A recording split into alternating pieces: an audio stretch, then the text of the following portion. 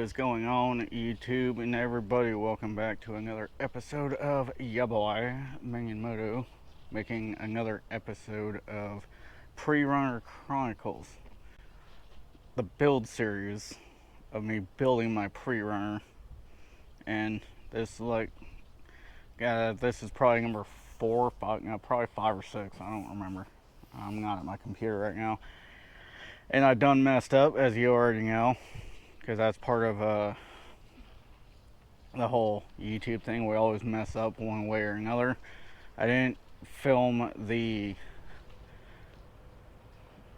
first half of this to do before and after, so you can't really, but if you go look back at my previous episodes of Pre-Runner Chronicles, you'll see what my truck looked like prior to what it does now. So you can kind of, and I am putting all my Pre-Runner Chronicles videos into its own playlist, so that way you can watch, and I'll try to link it up in the top, in your top right hand corner, so that way you can go back and watch the whole playlist and everything. So, and I finally, I try to wash my truck every week, but it doesn't always happen that way because we get a lot of wind out here and it's constantly dusty. And fortunately today I washed my truck and the wind kicked up and started kicking up a bunch of dust, and I don't know if my truck's gonna look as good on camera with it being clean and shiny like it is in person. But yeah, it's today's episode is a Redrock tubular pre-runner front bumper, or pre-runner style front bumper right there. Now already right in here, there's a lot more space right in here.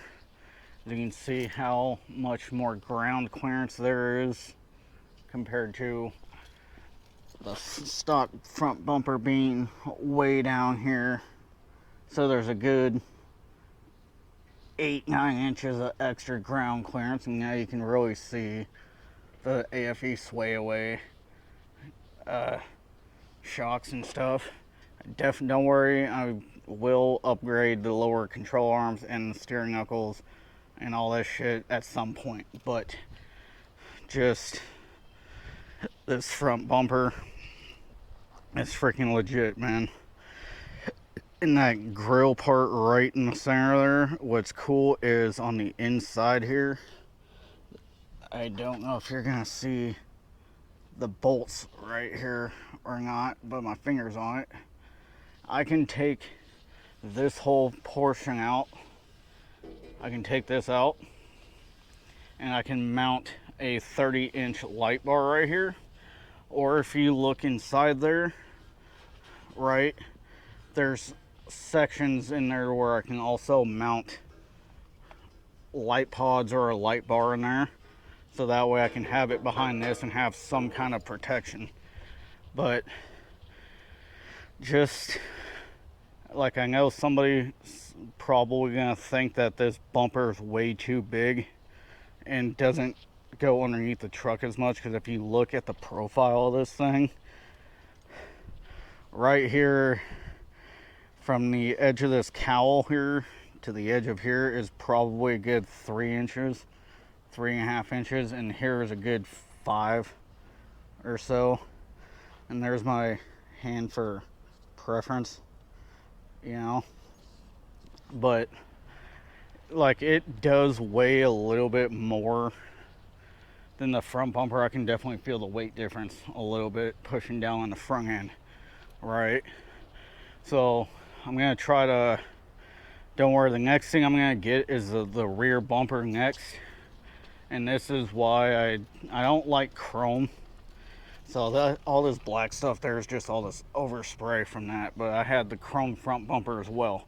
I don't like chrome because it starts turning this weird ugly color and it's a pain in the ass to keep clean.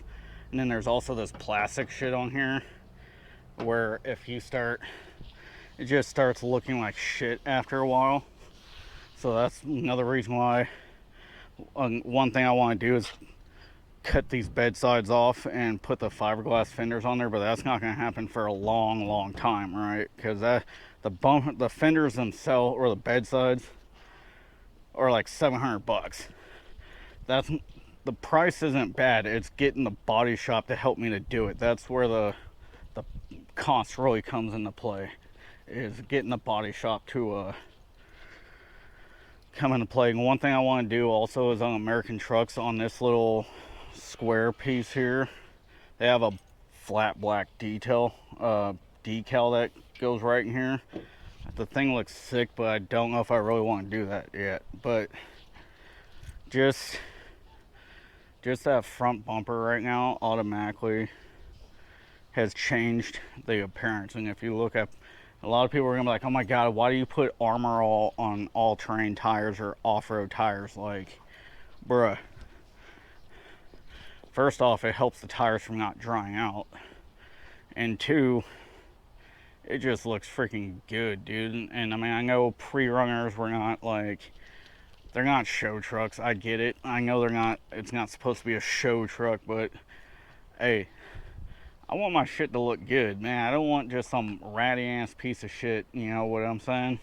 And I know there's a little dent right here in these nasty little gouges. I can probably get this done for about $300-400, but again, at the end of the day, it's just a battle scar, dude. It's a truck, you know. You just take care of your shit. And like I said, man, right there, AmericanTrucks.com, man. So everything I'm getting for this truck right now, like the bumper, the wheel spacers, the upper control arms, and those shocks, I got from AmericanTrucks.com. And AmericanTrucks.com has the rear bumper I'm gonna get that I want. So that's gonna be a future video. And if I can, I have like a fake license plate that I made for my truck, because what I want to do is whenever I film the whole truck, or especially the back end, I want to put that fake license plate on there just to cover my license plate, because there might be that one jack that like looks up my license plate to try to find out my information and where I live and start some shit, and I don't want that. So that's the whole reason why I don't want to show my license plate on my face, whatever, you know. It's kind of too late to not show my face on camera, but license plate at least is a little bit of a different story. I'll not show that if I can. But I mean, so anyways, one last final view of the truck. Just let me know what y'all, I'm kind of trying to stick with that black and white theme a little bit, like a penguin. Oh, and another good thing about, if I have the body shop cut these bed sides off, right? If I have them cut the bed sides off, the good thing is this is all plastic right here. These, you know, if anybody's dealt with trucks before, you already know. But they take these bed caps off, and then there's a bunch of spot welds all the way down the rivet right on the inside there. And that's where they cut that all the way around in order to pop the bed sides off. And then of course these bed supports, you gotta take these out and have custom ones made for all four corners, you know.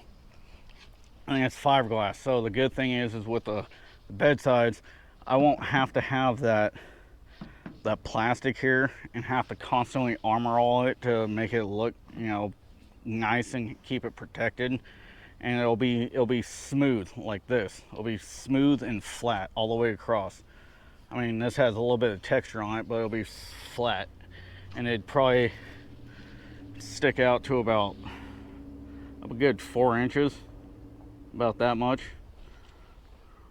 more. So, and then I don't think that's another reason why I don't want to spend $400 on getting that dent and scratch dealt with, because, you know, if I do end up deciding to put the bed sides on there. I'd rather save that $300 and put it towards buying the bed sides and paying to have them put on, because I can't do it. I mean, I could probably do it, but I would destroy everything while doing it. But yeah, one final look at this. I think it's called a Redrock tubular front bumper is what it was called.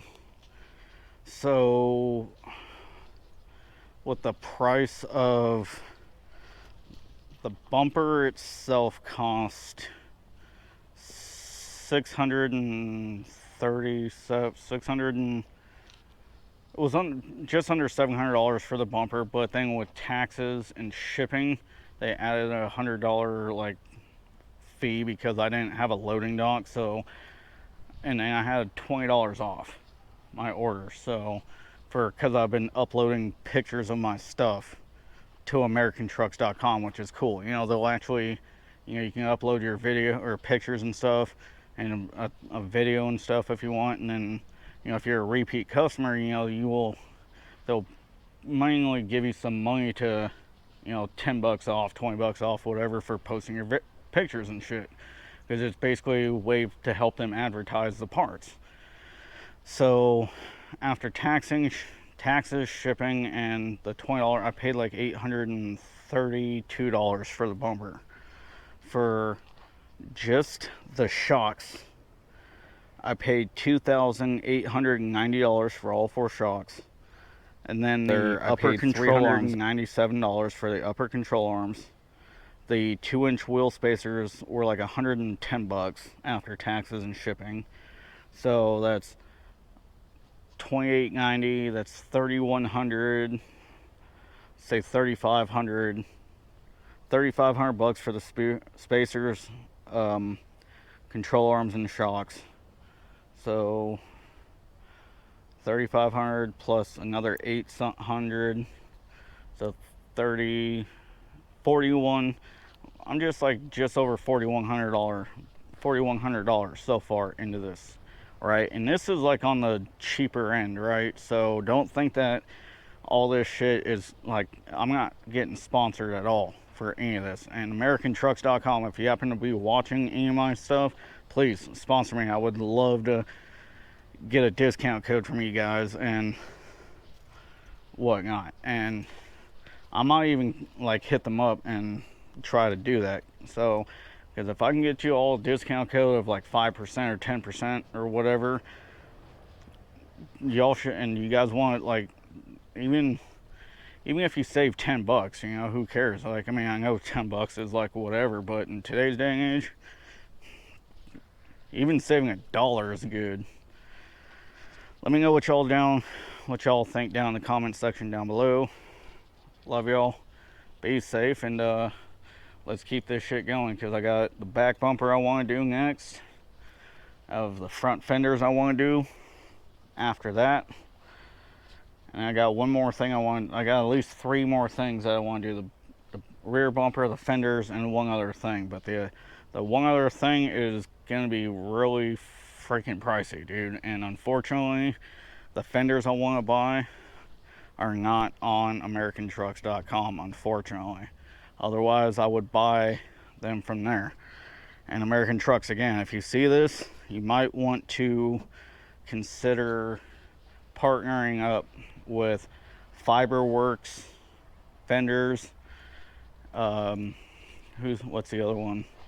There's a bunch of fiberglass companies out there that make fiberglass off-road fenders. So y'all might want to maybe go into partnership with that, and that way, you know, you can start selling their fenders too.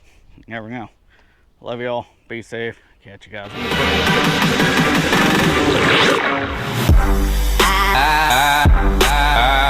the